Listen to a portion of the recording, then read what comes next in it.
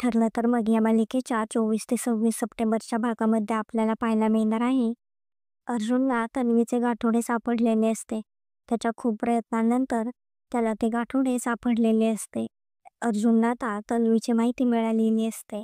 सायलीची माहिती मिळवण्यासाठी अर्जुन आता सायलीच्या शाळेत जाणार असतो.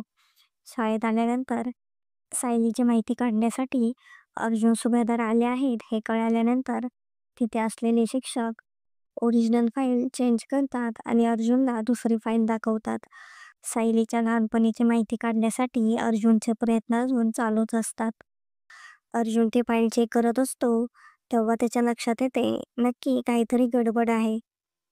तर आता अर्जुनला कळेल का खरी तन्वी कोण आहे ते?